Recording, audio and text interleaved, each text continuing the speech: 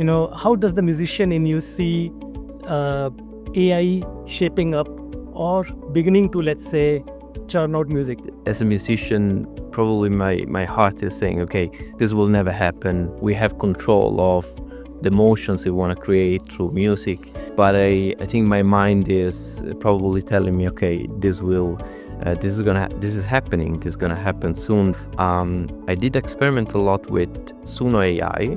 Still, when I'm with friends and I try to create a song out of nothing in a few seconds, we're all impressed, and some of them don't believe that it's generated. So yeah, we're getting there. Now it's no longer about writing an algorithm that is in charge of bringing you from A to B, for instance, but it's about how we approach dynamic systems when something doesn't work suddenly. And are these generative AI systems like good? They're really, really good. I love them, but as a tool, not as agent that can do everything from scratch without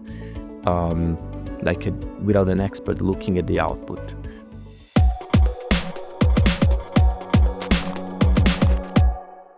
Hello, everyone. Welcome to another episode of a podcast where we discuss topics that are relevant to today's technical industry. I have today with me a very special guest, someone who is a musician, a data scientist, has been also playing the role of being a data modeler, solving very complex business problems at scale. So he works today with a company in Hamburg, Germany, by the name QN Nagel. And with me is this special guest today, who I would like to welcome. His name is Alessandro. So Alessandro, welcome and thank you for being here with us. Thank you for the invitation, for the introduction. It's a nice one, honestly. It doesn't happen often that people like introducing me, and it's always nice to hear what they have to say. So thank you. Sure, thank you.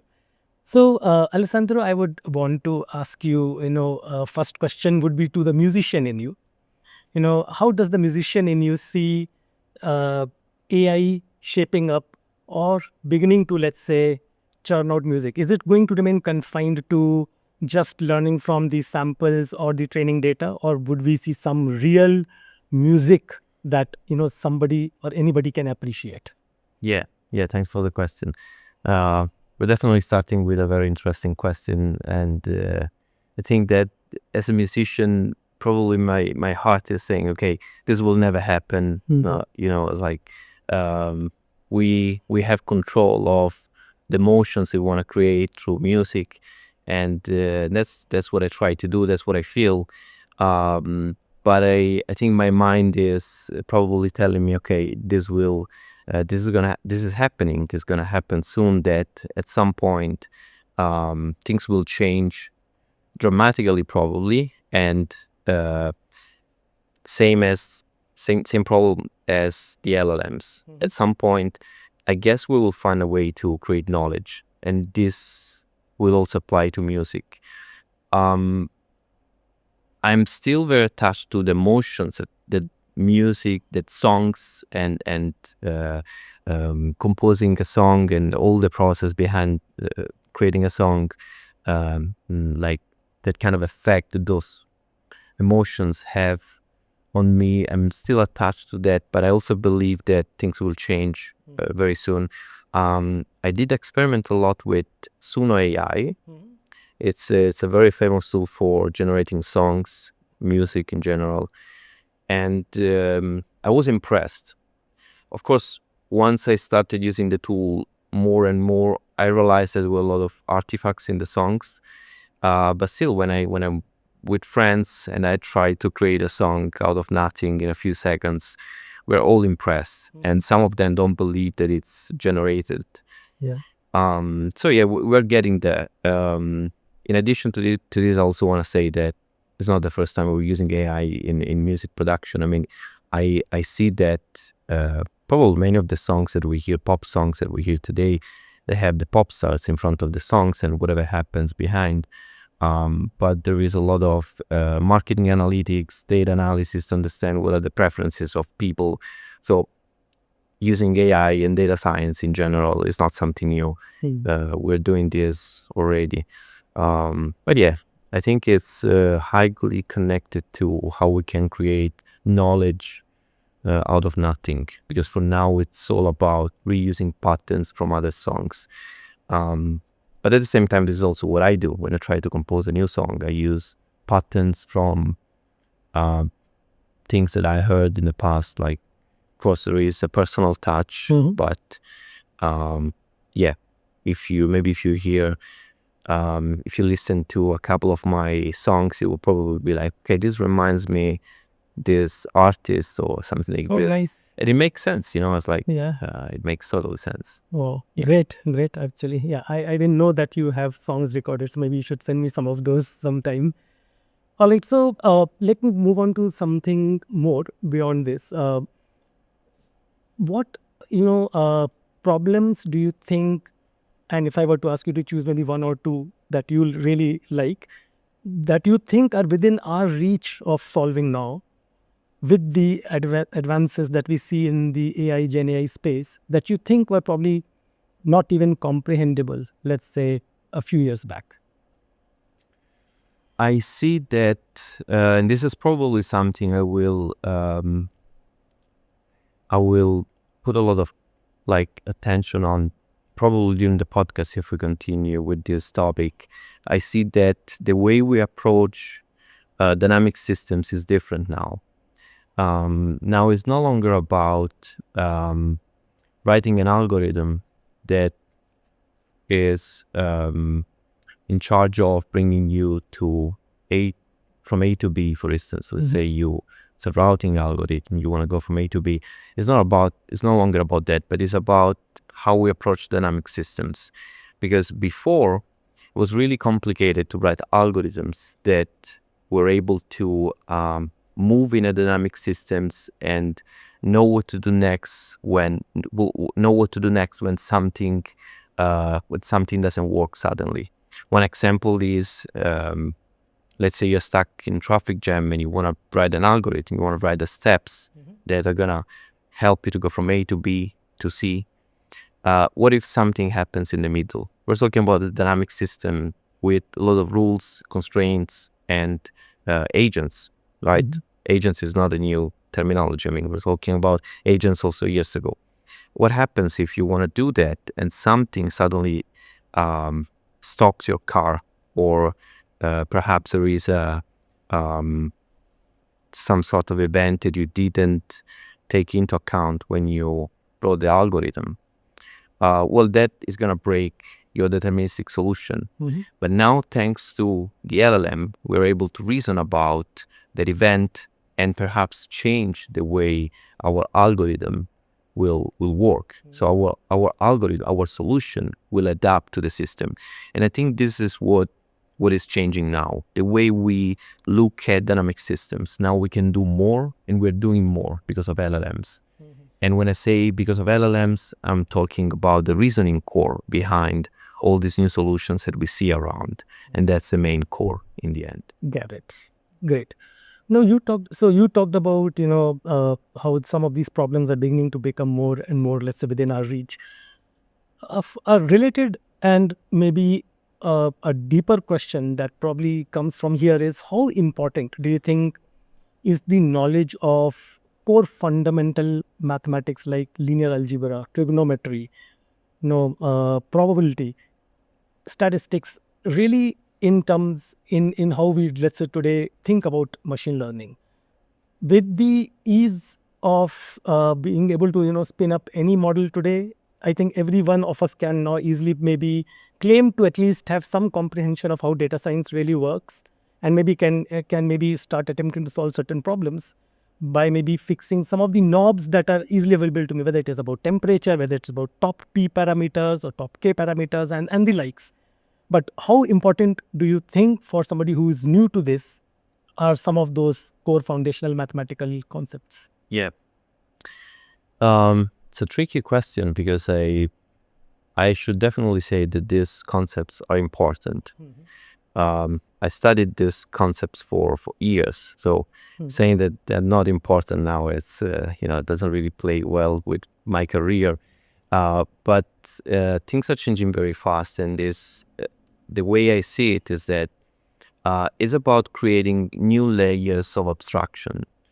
Now, what happens is we have new positions and new way of analyzing data, and the way the data roles are changing is similar to what cloud computing did in 2017, 2016, and 18 to me. Because before that time, I was using SSH to access a remote machine. I was training my models in a very raw way. I was using the CUDA driver and all these things. And I was a data scientist, but I was also doing a lot of system engineering. Maybe we can call that system engineering. I had a lot of system engineering tasks, and things suddenly changed because at some point we had a big button from, let's say, Amazon, AWS, whatever, from these cloud computing platforms that said there was something like, okay, you press this button, you have your services in the cloud, and then you don't have to care about how you deploy those services, but instead you only care about the business problem you want to solve. And people were saying, okay, but do we need data scientists now? Because I can use AutoML, I can do something out like from scratch, and I can have a model in production in a few minutes. So do we still need data scientists? There was the right question to ask back then, and the answer was yes. We need data scientists. We needed data scientists back then, because it's not about having an automated algorithm that is doing hyperparameter optimization for you and is looking for the right features to put into the model, but it's about how you frame the problem. And to frame the problem, you still need the person who has the business knowledge and knows how to put that business knowledge into new features, new models, and so far so on. So I remember that cloud computing changed the way we work. This is also changing the way we work, but I believe that we're still far away from saying, okay, we don't need any concept of statistics. I think we still need it, but only for certain positions probably. Maybe if you're a data analyst, you don't really care about how we can say an A/B testing works under the hood. You want to look at the results. But then again, who is going through the process of understanding those results? And who is going to take the blame if something goes wrong? Is it you or the LLM who knew statistics better than the data analyst who was in charge? So yeah, this question probably starts a lot of discussions around responsibilities. It's a nice question. In fact, related to this is sometimes I believe that a lot of explainability of AI that people talk about, without really understanding behind the scenes what how the metrics multiplication, let's say, impacted the outcome. If we don't understand some of those core concepts, I think it will become a very hard problem. It will just remain confined to being able to give some kind of a nuanced answer, which really does not stand much ground. So very well said, Alessandro, that yes, these concepts will remain very relevant. Yeah. Okay, so maybe a related question, to something similar to something what I asked now. As practitioners of, say, AI and implementers of, say, a lot of complex problems with agentic AI, are we paying enough attention to concepts from core engineering itself, like, say, distributed systems understanding? How important do you think are they as we build and stand up these systems? This is also connected to what I said before. It's like, if you have a service that is taking away a lot of complexity, why not using that service? Why not take taking advantage? Why not just go for it and perhaps make your job easier?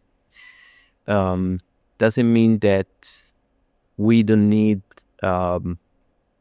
data experts anymore. I don't think so. I think that it will change the way we work once again.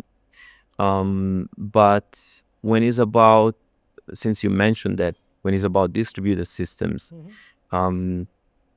as a data scientist, sometimes based on the domain you're working in, sometimes you need that knowledge and you need to be aware of what is happening, because your code will be adapted to the machines that they're using to solve your solution.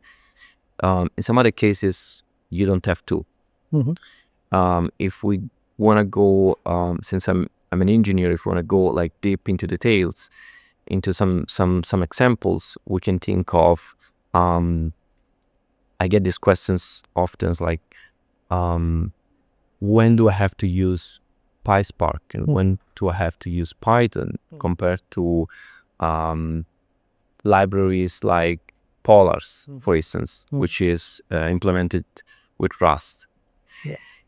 The question is, it depends on the problem you want to solve, and it depends on the complexity of the problem. Using Spark can definitely do produce the same results as implementing it with Polars, but of course the cost of implementing the solution is different because you need someone who knows Spark. And same with cloud computing, distributed systems. Why do you need a data scientist who knows how a distributed system works if you're not optimizing your algorithm for that? So I think it is always highly connected to the business domain. So I think that knowledge is still needed, because if you're writing code, you need to optimize the code for the machines and the solution you're implementing and the problem you want to solve. And then of course now we are kind of entering the domain of letting an LLM generating code for you. But I guess that's a kind of, maybe that could be another question. Yes, sure. So Alessandro, you have been, down in the trenches. You've built these systems up. You've done, hardcore system engineering that you mentioned about earlier. You've also done a great amount of work with data modeling. You've done a lot of implementations with agents and agentic AI. As a practitioner who has spent this much time and built systems, for somebody new who's beginning to start on, say, building some of these things up, what would be your advice in terms of the pitfalls to be aware of, and how do engineers or product managers looking at their existing systems identify opportunities to build agents out of it? Like, is it as simple as just choosing how we used to choose software components, or what would be your advice? Yeah, this is definitely still an ongoing topic. So it's complicated to say, okay, this classes of problems should definitely be solved with an agentic AI solution. With experience now, I can say, okay, if I look at one specific problem, I can tell you with a 90% confidence, say that that perhaps you can use it, if you can use it, agentic AI or not. But it's still an ongoing like topic, because also the cost of deciding if you need agentic AI and the cost of implementing it is high. And I think we can look at this problem from two different point of views. One is the technical one. Deciding to apply agentic AI to a specific problem is expensive in terms of finding the right people who can implement that solution. So you need someone who knows how to use these new libraries, namely LangGraph, True AI, and understands when to use those libraries, because there is no one library that works for all these problems. But one example is True AI is really good if you want to orchestrate agents. But for some solution, perhaps for some solutions, we want to go in the direction of line graph. So that's also something you need to understand. And then the second point of view, the second aspect is definitely the cost of having a solution like that in production. So first of all, you need to identify if you can solve that with agentic AI, if you need some sort of orchestration, if you're working with a dynamic system, so you cannot write an algorithm that can solve your problem, but you have to go with a more fuzzy solution with these agents. And then you need to understand what's the cost of having a solution like that in production. And here we enter the field of maybe we can say machine learning engineering, DevOps, where we have something new that you don't know how well it will scale, and if and whenever it will break, because it will break at some point, if you can react fast, if you can fix it within a few hours, how many users are you going to lose after the bug? These are all questions that I think a product owner has to answer. But I wish you can reach that point, because before there is a really important barrier, which is the wall of, do we need it or not? So we look at the problem and we decide if we need it or not. One way to understand that's my opinion. One way to understand if agentic AI can be useful for the problem you want to solve is definitely looking at the problem in a way, looking at the problem as where this whatever you want to solve is happening. Is it a dynamic system? Is it something you cannot control? Or is it a system you can control, so you can write a deterministic algorithm? And this connects really well with the same questions that I got when I started working with deep learning and machine learning. People were like, but when do I need a machine learning solution and when I don't? And my answer was always like, if you know the function that you want to write, if you know that you need that function for that specific problem, you don't need to let another algorithm to understand the function through some data samples.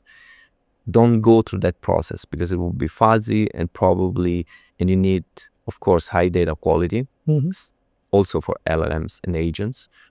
So don't go through that process if you know which function you want to implement. If you know the shape of your function, don't let another algorithm understand the shape of the function that you want to use in production, but just write that function directly.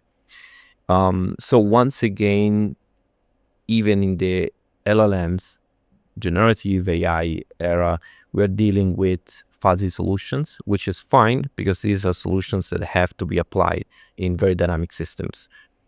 But of course, we have to understand, when do we need to infer a function, when we can just write the function ourselves. Great differentiation. So Alessandro, another topic which is closely related is the concept of model context protocol, or MCP servers.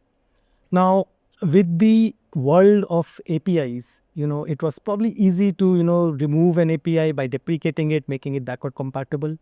But with the world of agentic AI and with the enhancement that the agents are able to get with the tooling capabilities and the MCP ability that it's able to orchestrate those tools for the LLM, do you see a risk in just turning everything through the set of APIs that you have and served it through an MCP? Because now you would have agents or LLMs or LLM or MCP clients which are dependent on these capabilities, but they're not going to be as easy to just remove as easy it was to deprecate an API.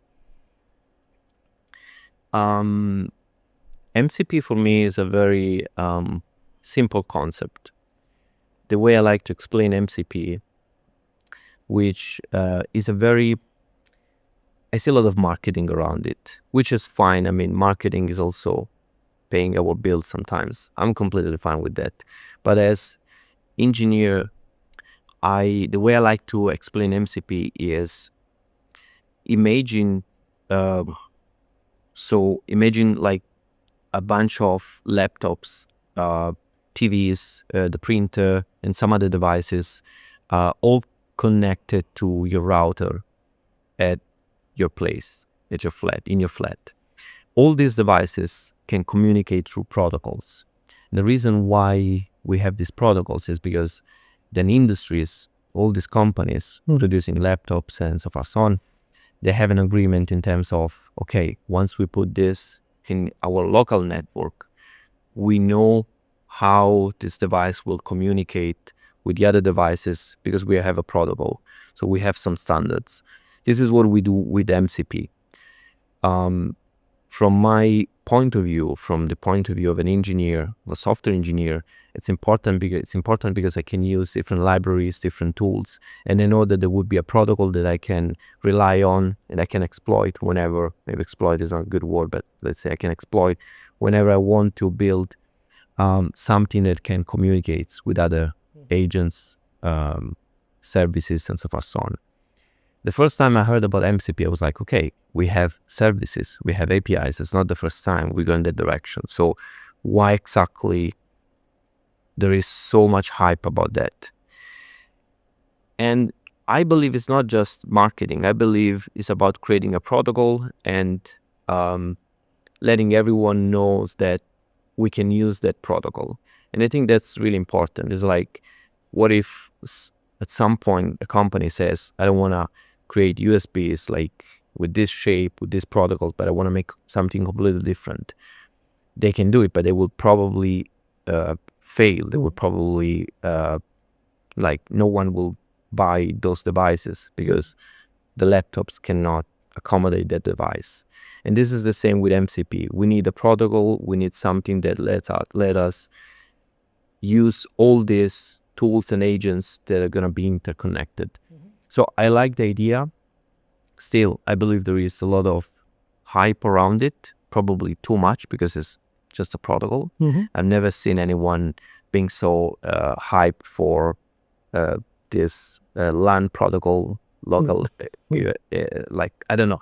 Anyhow, I think there's too much hype probably about that, but it's a powerful concept. Yeah. And I'm really curious to see how people are going to use it. As any other protocol, we need good software engineering skills because also with the APIs, we have the same problems. What if you create an API and then suddenly you change the contract, you change the interface of the API? The rest will fail. Of course, we have protocols, we have systems and best practices that can help us to not to make the whole system, the whole website, whatever is using that API fail. So we can prevent that, of course, we can minimize the risk, but still, if you change the contract of an API, that endpoint won't be reachable anymore. And that's, it always comes with best practices. And I think we will need best practices also for MCP. Sure, great point. So Alessandro, if I were to ask you of one, let's say, example that you would want to highlight, which you've, as an implementer, let's say, had a lot of pleasure in implementing with, say, LLMs or AI ML, or say, especially with agentic AI, what would that be? Yeah.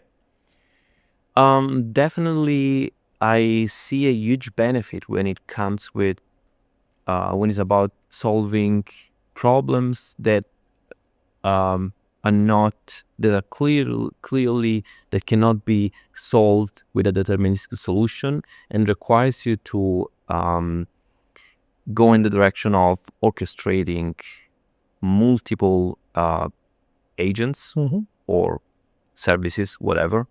Let's say multiple agents to work together towards a solution.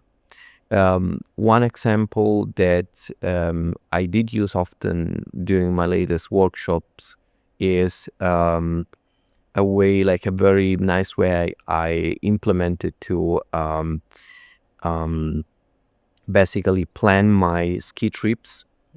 And I created this, I created a bunch of agents with Crew AI, and I was orchestrating them in order to work towards the solution that I had in mind, which was finding the best place where to ski.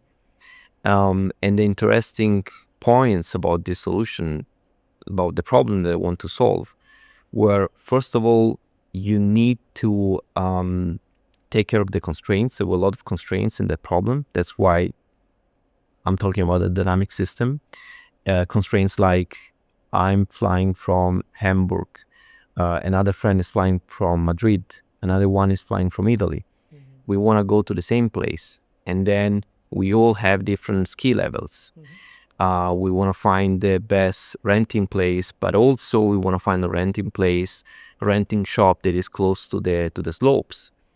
All these constraints, of course, are showing you that you cannot write a deterministic solution, but instead you can optimize the solution. Maybe you don't get the global optimal, but you get the local optimal solution. And one way to solve this problem is having different agents looking at different aspects of this of your solution. So, for instance, for that specific case, I had one agent taking care of the flights, one agent taking care of the weather, one agent taking care of the best ski resort, and so far so on.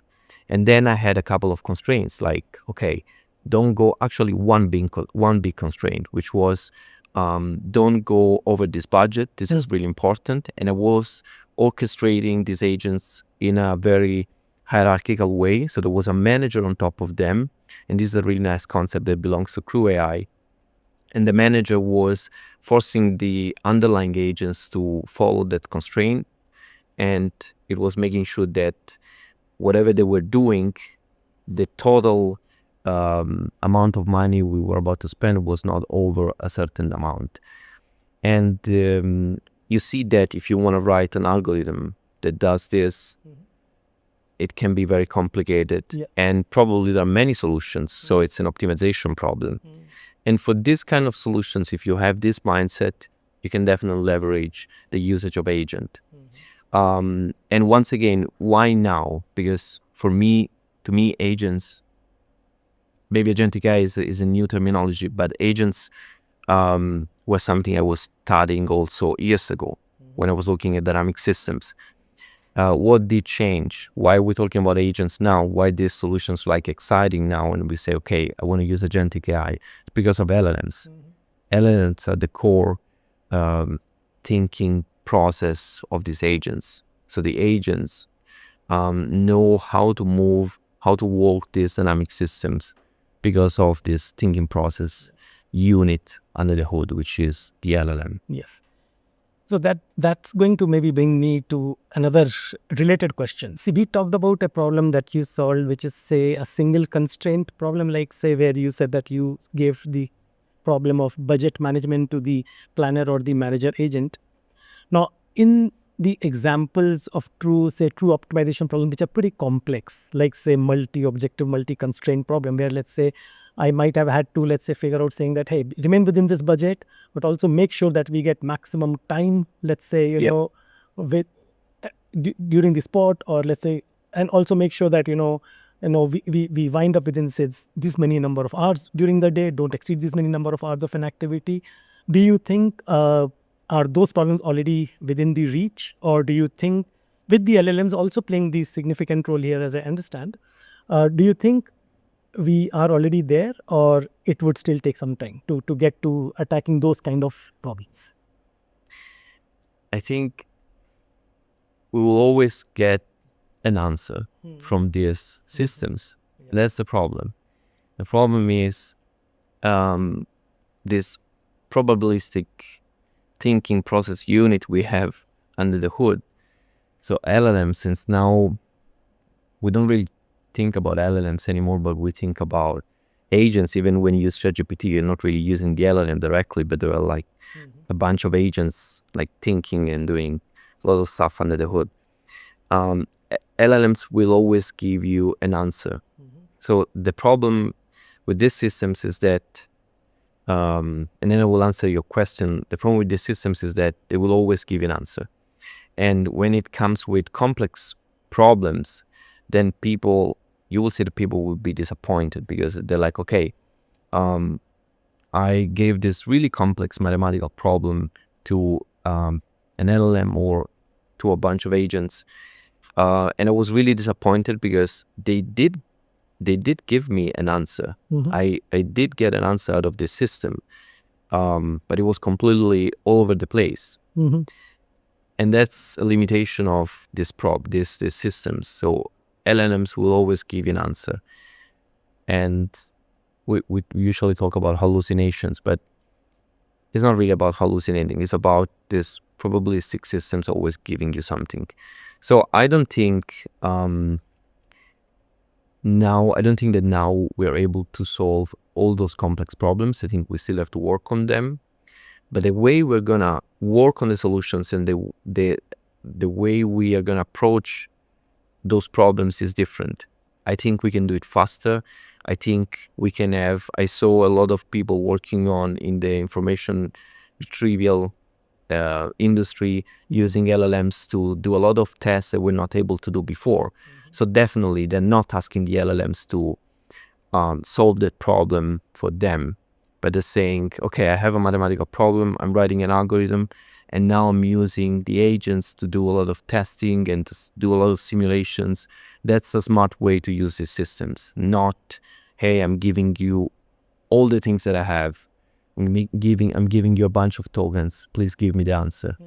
Doesn't work like that. But if you're gonna be smart, I think we're gonna approach problems in a different way, and we are already doing that, of course.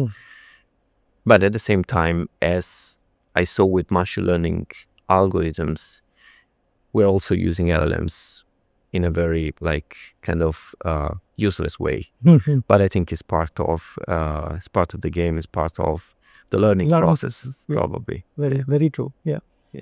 So is this what you meant in one of your articles where you mentioned that LLMs being non-deterministic in certain ways, you as a user need to put in certain guardrails. So if you can elaborate a little more on this, what kind of guardrails do you think are required? Yeah, the not deterministic nature of LLMs is a big problem, because if we look at a very raw LLM, like a small one, like Mistral 7B, like this small LLMs are usually used for fine tuning, you will be impressed in terms of how bad they are compared to the LLMs behind the providers that we used to use every day, and how bad they are to stop at stopping. So they will start like giving you an output, and controlling the output's really complicated because maybe many people don't know, but when you have an LLM and you're working with a raw LLM, with a raw model, telling the LLM to stop to create tokens is not easy. Some LLMs will not stop. You can truncate the output, but you're basically truncating the words. And the reason why I'm saying this is because this shows the probabilistic nature of the systems, not deterministic nature of the systems. And when you use this, one very good example of using guardrails is whenever you want to use content, you want to use the LLMs for content creations. What happens is that you can easily end up in a situation where your LLM is creating content that has violence or some other bad words and concepts in it. This is possible. I mean, some LLMs are basically trained by design to be kind of polite, so you cannot even force them to say something bad. But it can happen if you start like playing with agents and this kind of new concepts. And one way I like to address this thing, for instance, when I work with agents, is putting guardrails. And with these new agentic AI libraries, you have a lot of tools that can help you doing that. And I like to put guardrails around the content that I'm creating, or guardrails around the thinking process. Like, okay, what is happening while you're trying to solve this solution? Are you going the right direction? Can I control the flow of your thinking process and perhaps adjust it and see where you're going and decide if you're going in the right or in the wrong direction, and adjust it based on my needs.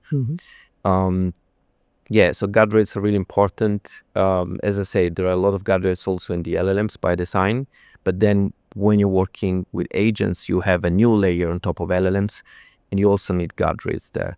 And for some applications, that's critical, especially if you're talking about something that is like a chatbot that is sending money, is allowing you to send money to someone, like perhaps a PayPal chatbot that is helping you to send money to your friends.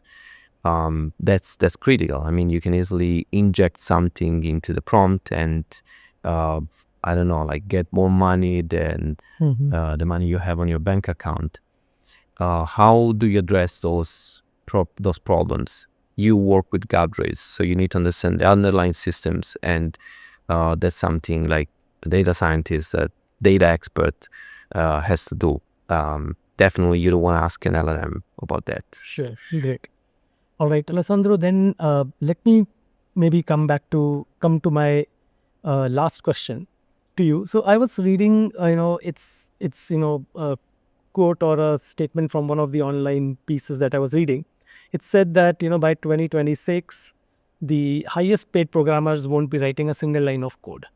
Now, while I come back to you for your opinion on this, I also am going to inject in this one of the other things that I was reading about an article that you had written, where you had written that, getting the LLM or agent to generate the code for you required you to build certain structure around it, because you were actually extremely cautious about the fact that it's not just about producing the code but also about who's going to maintain that system Yeah. or that code later.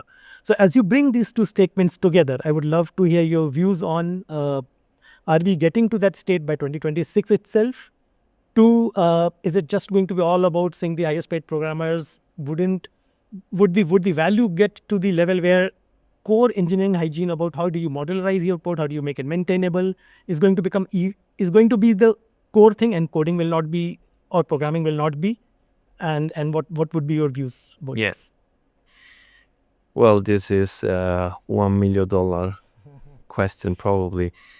Um, is I did the first thing I think, the first thing that I have in mind when I think about like this agents writing code for you is what is happening in the automotive industry with these self-driving cars.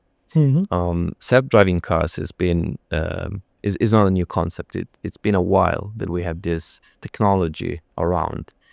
Many years. People don't really realize since that this is not a new technology. People know that it's been a while we have it. But why we don't have thousands of vehicles around that are picking us up? I mean, of course, we have a couple of vendors in San Francisco, but that's it. So why is this not happening now? It's not about the technology. It's not even about the streets like not being the I don't know, like mm, about the streets like being destroyed, or perhaps the cars cannot like go in certain streets. I mean, it's not really about that. It's about us. It's about like laws and rules, and it's really complicated to decide who's the responsibility whenever something bad happened. And this is also the reason why if you buy a Tesla today, if you get it in Europe, you cannot get the full optional self-driving autopilot, but if you get it in the US, you can, and it works really well. It's really nice. But if you get it in Europe, it doesn't work. So what's the difference? The technology is there. Why you can't? Because Europe said we don't know who's gonna get the responsibility if the car is gonna kind of, I don't know, do something bad. So it's a people problem. It's a cultural problem. And there was even like this study from a university. I don't remember the name, but you can easily find it. And now they have so many answers. It's insane. If you look at the stats of the answers from this study, it's really crazy to see what people think about these problems. And they put together a lot of questions like, okay, the car is going, has in front of, so in front of the vehicle, you have an old lady, an old man, an homeless man, or a businessman and a kid. the car cannot stop. And the questions are really dark, like, what are you going to do in that situation? So you have to decide what the car is going to do. You have to take a decision. First of all, I don't want to like give any spoilers about this, but the answers are crazy. Anyhow, the study proves that it's not about the technology, it's about people. People are still confused. So why do you want to choose an homeless or a kid, or who's going to take these decisions? So it's a cultural problem. And I think it's the same with um, the systems right now. Like, if an agentic AI system that generates code is going to write everything from scratch, it's going to write like a software from scratch, and you know nothing about what's inside. It's a black box. And then something goes wrong and you're going to lose 1 billion. And your company starts going down and has a lot of problems because of that. Who's going to take the responsibility of it? So it's about responsibility. And are these generative AI systems like good at coding? I think they're surprisingly good. I love them, but as a tool, not as agent that can do everything from scratch without without an expert looking at the output. And that's a problem now. I mean, they're really, really good, but still no one is relying on them 100%. So I don't believe that in 2026 we're going to have agents writing code from scratch and no one is going to look at the output. I think we're in the process of learning how to use those tools. And at some point, if we want to look at the future, I believe that it will happen. I believe that we will have coding agents that are going to deal with the code, with the code base, with the repositories, without us looking at it. And we will even lose the kind of beautiness of the code, because it's like mathematics. It's like, yeah, mathematics is music, is pure beautiness. Like it's so beauty when you write that formula, so beauty when you write the quick sort, the merge sort. What if you write like a very bad quick sorting algorithm, which looks ugly, but it works very well, and you will never have to look at it because the coding agents are going to take care of it. So I imagine that at some point also code will be a black box, because we will all only care about the output. Maybe not the full repository, not the full system, not the full software, but many parts of it will be like that. I guess we will get there at some point. Not 2026, because we'll still don't know how to use the tools that we have right now. I think we're introducing more bugs than features at the moment, but it will happen. Yeah. Great points. So Alessandro, I would want to say thank you to you for helping us answer some of the very pressing questions that are there, I guess, in a lot of our minds. I think, of course, you did something that you're known for, simplifying some complex topics for, say, I'm sure a lot of newbies to this subject would find very interesting and very, insightful. So thanks a lot once again, and this was really helpful for me as well. Thank you so much. Thank you. Thanks for having me here. Thank you. Thank you.